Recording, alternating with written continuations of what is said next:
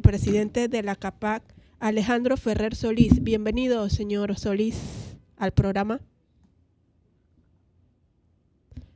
No se escucha, creo que tiene. ¿Y ahora? Ahora sí, ahora sí. Buenos días, Alejandro. Buenos días. Bueno, queremos darte las gracias por el tiempo que estás dedicando para participar en este programa. Quisiera empezar por escuchar tu opinión, la del gremio que representas, la CAPAC, uno de los gremios importantes del país. La construcción es fuente de mucho empleo y de mucha actividad económica en Panamá desde hace muchísimos años. ¿Cuál es el análisis o el balance que hace el gremio de la CAPAC con respecto a la coyuntura actual que estamos viviendo? Miren, nosotros como gremio estamos enfrentando una medida de paro organizada por el sindicato que ya es conocida por todos. Estamos en la 4ª semana de paro y en el tiempo hemos visto cómo el movimiento ha ido sufriendo un desgaste natural porque el trabajador no ha estado recibiendo apoyo y no ha estado y se ha visto imposibilitado de cobrar por la reducción o la falta de horas de trabajo. Y poco a poco eso ha ido mermando el movimiento, permitiendo que proyectos empiecen a trabajar de manera parcial y otros que se encuentran trabajando al 100% desde hace ya varios días. Y esto probablemente se debe primero a la necesidad de que los trabajadores necesitan llevar el sustento a la casa como situación número uno, y número dos porque realmente el fundamento detrás de esta protesta es alejado a cualquier situación laboral y realmente están afectando a la industria del cual ellos dependen para su continuidad laboral. Entonces, ya hemos visto un desgaste del mismo movimiento y esta semana, por ejemplo, un proyecto como el Cuarto Puente que estuvo paralizado ya se encuentra laborando de manera parcial con 387 trabajadores que han decidido retomar labores. Así que pienso que estamos avanzando en el tema este del paro, ya perdiendo fuerzas en su 4ª semana. Una pregunta.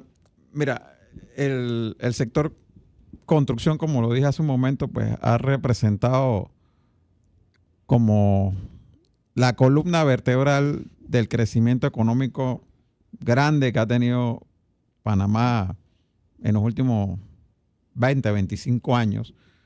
Gran parte del empleo que se ha generado ha sido en el sector construcción. Del Producto Interno Bruto ha dependido mucho del sector construcción, tanto la construcción privada como la construcción pública. Hace algunos años quienes nos visitaban se impresionaban de la cantidad de grúas que había desde que salían del aeropuerto, pasaban por todo el corredor sur hasta entrar a la ciudad. ¿Cómo está compuesto el sector ahora mismo en términos de la actividad? Pues, o sea, está la parte pública, está la parte privada, está la parte privada que depende, digamos, de vivienda, la parte privada que depende de centros comerciales, grandes edificios, que dependen de la ley de interés preferencial o de los bonos de vivienda, que sean los de los $10,000 a un racket el más bajo. ¿Cómo está compuesto eso ahora mismo? Porque aquí hemos hablado del tema de la ley de interés preferencial, ¿no? ¿Cómo afecta eso el sector? ¿Cómo está ese tema ahora mismo? Sí, nosotros, pues la industria que históricamente ha podido comportarse de manera cíclica, tuvimos un gran auge económico en la industria cuando estuvimos con la ampliación del canal, teníamos los proyectos del metro iniciando y toda clase de proyectos de vivienda y de infraestructura. Teníamos la ventaja de recibir la migración de empresarios de Venezuela que vinieron a invertir mucho dinero. Teníamos una situación muy boyante hace aproximadamente 15, 16 años. Pero ya alrededor del 2016-2017, cuando ya termina la ampliación del canal y ya vamos buscando, digamos, un se da una baja hacia un panorama más sostenible, porque realmente ese movimiento que tuvimos no era sostenible en el tiempo, porque era producto de algunos factores que estaban presentes y que confluyeron en un momento dado. Empezamos a notar ya una baja sensible en la construcción y por supuesto después vino la pandemia que detuvo la industria por espacio de 5 meses. Desde que ya se retomaron las actividades post pandemia, el Estado ha estado en una situación de finanzas muy comprometidas, tuvo un aumento importante en su deuda pública y eso ha restringido las inversiones que puede hacer como Estado en materia de infraestructura y demás. No obstante, hoy por hoy tenemos proyectos de infraestructura de gran importancia como la línea 3 del metro y el cuarto puente. Ambos proyectos traen su propio financiamiento, es decir, no comprometen en este momento los fondos públicos y por eso el cuarto puente tardó tanto, porque cuando fue adjudicado en su momento realmente dependía de financiamiento local y no había la capacidad para echar adelante un proyecto de esa magnitud.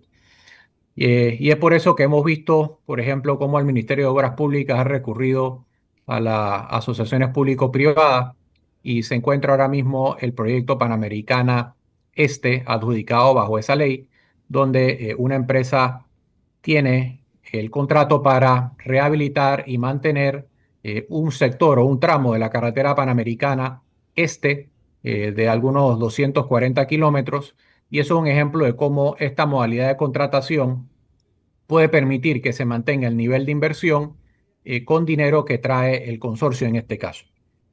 Así que esperamos que a nivel de inversión pública, entre lo que puede invertir el gobierno y otras modalidades como esta, se pueda mantener un nivel de inversión que es necesario para sostener, digamos, parte de la industria.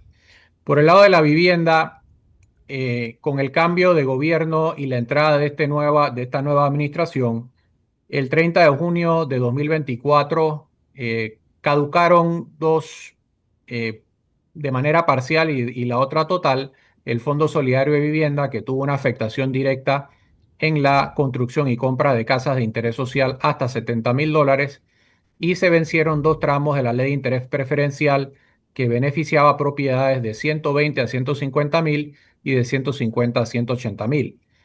Esa situación trajo como resultado una reducción del 24% en la construcción de viviendas y también déficit en temas que tienen que ver con la industria, afectaciones a proveedores, fabricantes, venta de materiales.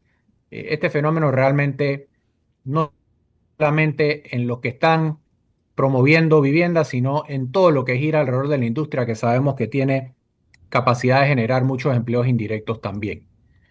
En el tema de espacio comercial de oficinas, la pandemia cambió mucho la forma en que las empresas llevan adelante su trabajo.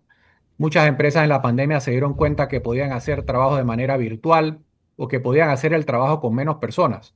Y como resultado, todavía al día de hoy hay bastante espacio de oficina disponible para alquilar que no ha podido ser colocado, producto de reducciones importantes en espacios de metro cuadrado que tuvieron empresas al momento de salir de la pandemia, y eso se mantiene. Siempre va a haber un espacio para edificaciones logísticas tipo galeras, parques industriales, etcétera, que van a ir de la mano del sector logístico, que también es un sector importante de la región. A nivel de vivienda, fuera de lo que significa interés preferencial, que interés preferencial abarca un 80-90% de las transacciones que se hacen en el país, tenemos que el programa de inversionista calificado, donde personas extranjeras puedan invertir en Panamá con propiedades de $300,000 y obtener un estatus migratorio, ha de alguna forma despertado un interés y hay un gran porcentaje de viviendas que se venden afuera. Y muchos promotores panameños salen a ferias internacionales a vender Panamá y a vender proyectos en Panamá como inversión. Y tenemos también otros desarrollos en áreas de alto costo como Santa María, Costa del Este, Punta Pacífica, que tienen un mercado aparte y que también se mantienen con algún movimiento.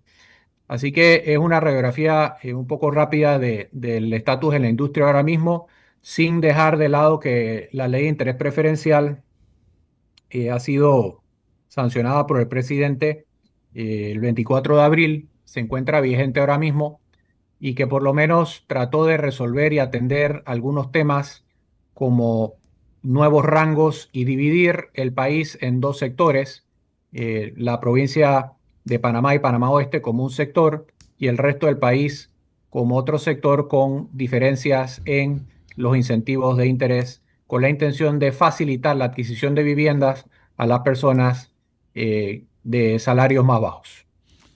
En el tema de la ley de interés preferencial, entiendo, lo hemos hablado aquí antes y ha salido en los medios, que los bancos principalmente están pidiendo modificación a la ley porque si no se modifica un artículo en particular, pues no va a haber interés de los bancos, o no siente que hay seguridad de los bancos en su inversión en el tema de interés preferencial. Entiendo que es así, y que ahora mismo hay un debate a lo interno del gobierno si eso se va a resolver por vía de una reglamentación o hay que presentar una modificación a la ley.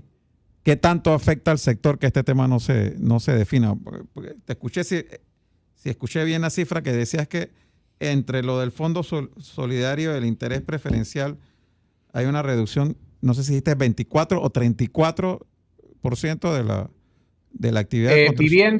Viviendas en general, una reducción de 24% 24. de construcción de viviendas. Ajá.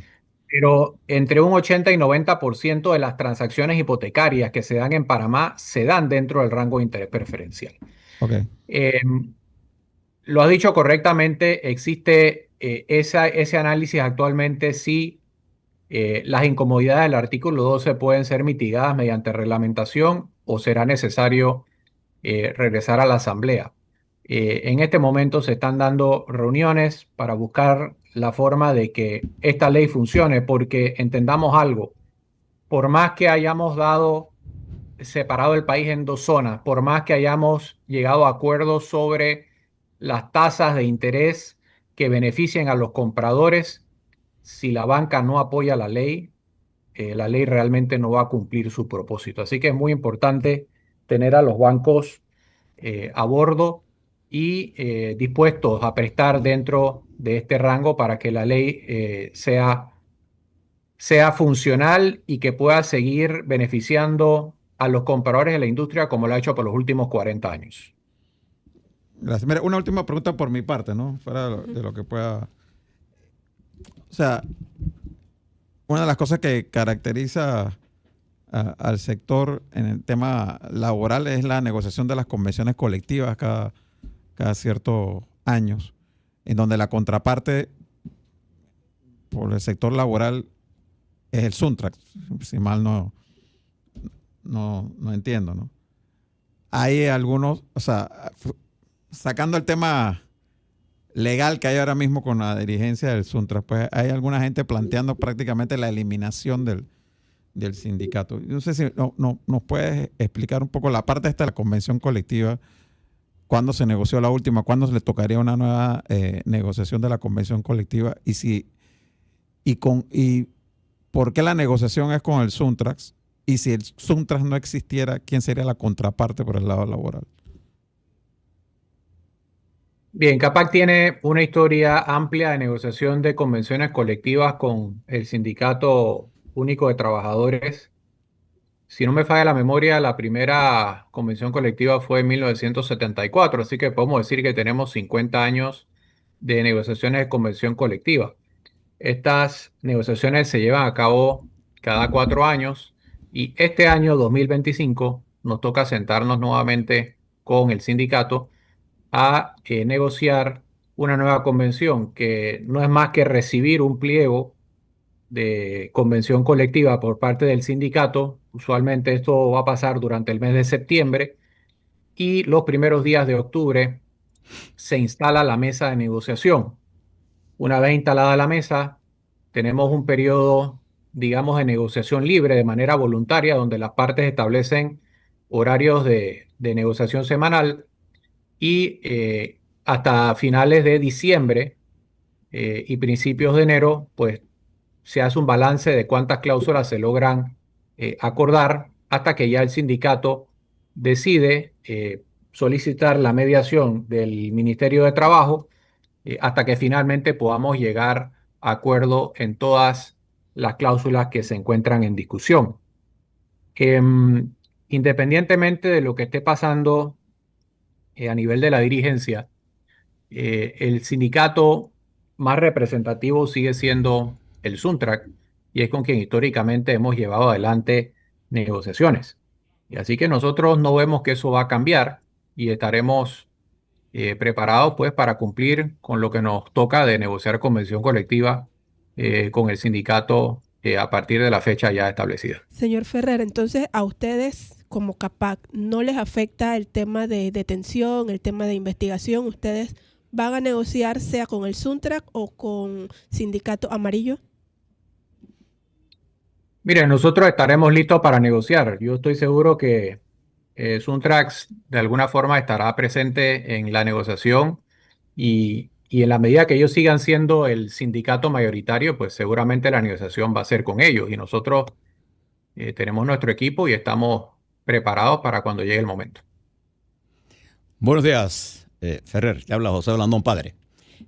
Permítame, bienvenido a nuestro programa y permítame hacerle un par de preguntas aprovechando su conocimiento en esta área. Primero, la convención, primero los intereses preferenciales. He tenido la oportunidad de leer y estudiar esa ley y le planteo dos preguntas. Si no hay un cambio en la ley, no un cambio de carácter de reglamentación, sino un cambio en la ley, los bancos no van a participar en este ley. Y si los bancos no participan, como usted bien lo ha dicho, es como si la ley no existiera. No le veo ningún sentido. Pero a mí también me preocupa cuando leí la ley. La primera pregunta es, ¿usted estaría de acuerdo conmigo de que si no hay un cambio en la ley? Y esto es urgente. ¿Por qué? Porque ustedes, en el sector de la construcción, representan uno de los dos sectores entre el comercio y la construcción que más empleo generan en el país. Olvídese de los empleos del Estado. Estoy hablando de los empleos privados, que es lo que me interesa en términos de la economía. Porque el año que viene, los meses que vienen, van a ser muy difíciles para el gobierno. El costo del dinero para préstamos, por los indicadores que estoy viendo de la economía, un alto nivel de endeudamiento, falta de disciplina fiscal del gobierno para los gastos innecesarios, la falta de un camino a seguir, me está indicando a mí que vamos a tener que depender de construcción y de comercio. Entonces, ¿usted estaría de acuerdo en que el tema de los intereses preferenciales es de suma urgencia? Pero no una urgencia para reglamentarla, sino para modificar la ley. Sí, estamos de acuerdo y definitivamente que los bancos juegan un papel importante. Si ellos, como ya lo han expresado, no están de acuerdo en los términos del artículo 12 para poder ellos participar como entidad financiera dentro de esta nueva ley, va a ser necesario hacer los cambios para que la ley quede todavía más clara y tener la participación de los bancos asegurada. De lo contrario, no vamos a tener una ley funcional. Y yo le agregaría, señor Blandón, que medidas como las que atravesamos, como esta paralización, le hacen daño a la construcción. Cuando usted tiene un proyecto como la línea 3 del metro, que tiene 4.500 trabajadores detenidos, eso le hace mucho daño, no solo a la economía de esos trabajadores y de esas familias, le hace daño al país y al gobierno, porque después el gobierno tiene que enfrentar los reclamos por las extensiones de tiempo y por la permanencia extendida de un contratista de ese tamaño, en un proyecto de esa magnitud. Entonces, todo esto afecta tremendamente y toda la economía que se mueve alrededor de la construcción. Por eso es que nosotros hemos estado muy en desacuerdo de esta medida, porque el país lo que necesita es trabajo. Necesitamos que el gobierno pueda captar más ingresos a través de impuestos, y eso se hace moviendo la economía, eso se hace con circulante, no parando trabajo. Por eso hemos estado siempre en pleno rechazo de esta medida por parte del sindicato. Pero usted estaría de acuerdo conmigo también, o le pregunto, es una facultad del Ejecutivo también mantener los niveles de flexibilidad y de debate para evitar precisamente situaciones como esta. Yo creo que la economía panameña está en una situación bien seria, particularmente en la generación de empleo. Y ustedes que juegan un papel importante, por ejemplo, esta ley de intereses preferenciales, no le veo al Ejecutivo, yo lo hubiera llamado a sesiones extraordinarias para resolver este problema rápidamente, para atraer capitales. Pero otra pregunta. En el marco de Suntrack, y ustedes tienen una gran experiencia como empresarios en negociar con Suntrack como elemento fundamental, esa una experiencia histórica. Hay sectores que estarían impulsando la destrucción del sindicato para que los empresarios puedan ir a negociar individualmente. Lo que me parece a mí un problema político muy serio, porque estaríamos profundizando una situación política, y yo soy especialista en hacer el análisis de riesgo político. Estaríamos aumentando el riesgo político entre empresas individuales y sindicatos. Tendríamos un montón de discusiones en vez de tener una sola discusión para una sola convención. De acuerdo. Históricamente, así lo vio la Cámara hace 50 años, de que era más conveniente hacer una sola negociación en vez de tener negociaciones paralelas a destiempo que podían causar situaciones de huelga, peticiones, diferencias en el mercado, salarios y condiciones distintas en una industria que quizás hace 50 años no tenía el peso específico que tiene hoy. Así que nosotros históricamente lo hemos hecho así, y me atrevo a decir que a pesar de muchas negociaciones, algunas mejores y otras no tan favorables, nosotros hemos podido de alguna forma tener una relación laboralmente saludable en términos de lo que implica la construcción, porque nosotros en construcción no tenemos conflictos laborales constantemente. Las situaciones del sindicato realmente han sido actuaciones por la beta política que tiene el sindicato, donde ellos claramente han constituido partidos, se han presentado a elecciones y tienen un proyecto político financiado por los fondos del sindicato, y es la parte que ha desestabilizado al país. Entonces, esto no nace de las negociaciones de convención colectiva, ni nace de la relación laboral que hay entre CAPAC y el sindicato. Yo pienso que los sindicatos siempre van a existir y son necesarios de alguna forma en todas las relaciones. CAPAC no es el único que tiene sindicato. Todas las industrias, las empresas de cierto tamaño tienen que encarar negociaciones de convención colectiva, y yo creo que eso es parte del mundo empresarial. Sí, pero bien, nada más para aclararle a nuestra audiencia, el problema no solamente es CAPAC, el problema está el magisterio, están los indígenas, o sea, el problema político de lo que llamamos el análisis de riesgo es otra cosa más complicada. Pero dentro de la ley, Ferrer, quisiera añadirle algo más. Al leer la ley y pensar en los empresarios, por ejemplo, si yo fuera empresario para construir viviendas, tendría preocupación cómo está redactada la ley. Porque al romperme el mecanismo de los bonos y de los apoyos del gobierno, yo tendría que hacer dos cosas. Y ahora voy a pensar en los usuarios, en el que compra la casa. Si yo tengo que reducir precios, tengo que reducir el tamaño de la vivienda y la calidad de la vivienda. Entonces la ley establece un mecanismo automáticamente como pensado económicamente, pero no pensado en el constructor y en el usuario del sistema. Entonces, para poder yo llegar a tener ese acceso, yo tengo como constructor que producir un bien de más baja calidad y de menos área. Y esto afecta al consumo. Y el negocio de los bancos no es tener casas reposeídas. El negocio de los bancos es prestar y que le paguen. Sí, tener una certeza de reducir el riesgo. ¿No le parece que el mecanismo, que no oí una respuesta suya sobre la necesidad de que esta ley sea discutida con carácter de urgencia, porque hay gente que piensa que esto se puede resolver por la vía de la reglamentación. No veo cómo lo puedan hacer. Sí es necesario, porque al final del camino, si la banca no participa, no hay ley. Y respondiendo su pregunta sobre lo que puede pensar alguien que invierte en casas. Si los promotores de casas históricamente han podido colocar las viviendas basado en los incentivos que otorga la ley, y hoy esa ley es inoperante, eso significa que esa persona no va a invertir, porque sabe que el comprador, sin el incentivo de interés preferencial, no va a ser sujeto de crédito.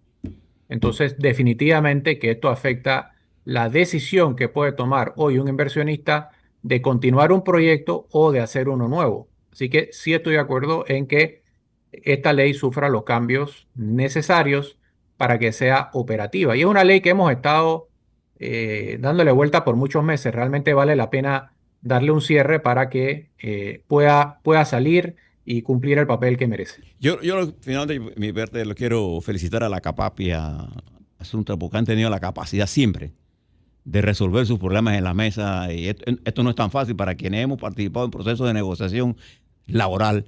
Esto es bien complejo. De manera que yo los felicito a ustedes por la actitud de querer. Si es Suntra, eso será Suntra, pero no hagamos de ese el problema. El problema es que ustedes tienen una experiencia de más de 50 años negociando.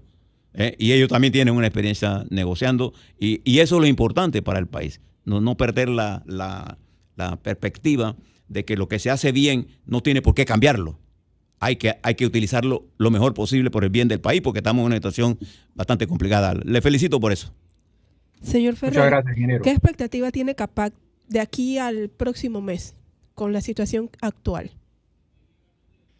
Mira, a muy corto plazo lo que nosotros perseguimos es que los proyectos todos puedan normalizarse en cuanto a que vuelvan a trabajar en un 100%. Un proyecto que hoy está trabajando a un 50% realmente es mejor que nada, pero no soluciona el problema, porque al final se requiere del 100% de los recursos para que la obra avance de acuerdo a su cronograma y se pueda entregar en tiempo.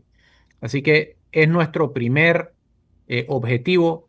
Nosotros hemos estado de alguna forma enviando comunicados y haciendo aclaraciones que a lo largo de este proceso hemos sentido necesarias desde el punto de vista de la ilegalidad de la huelga, de la importancia de retomar los trabajos y de tener comunicaciones directas con los trabajadores, también para desmentir algunos rumores falsos que se han circulado, dando a entender que los empresarios vamos a dejar de respetar lo firmado.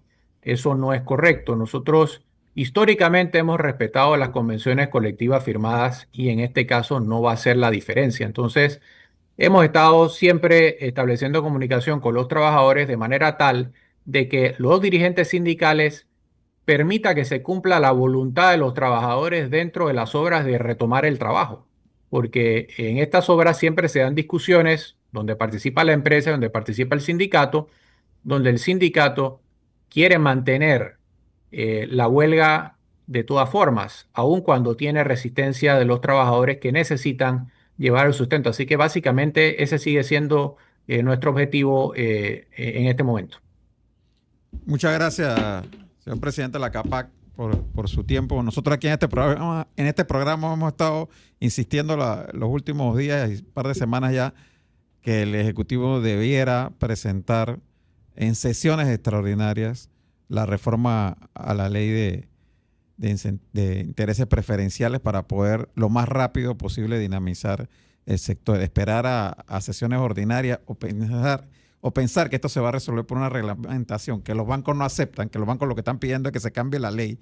Entonces, yo creo que lo correcto, ojalá que pronto se presente la reforma a la Asamblea. Señora Alejandro, Ojalá se dé pronto. Ojalá. Son las 10:30.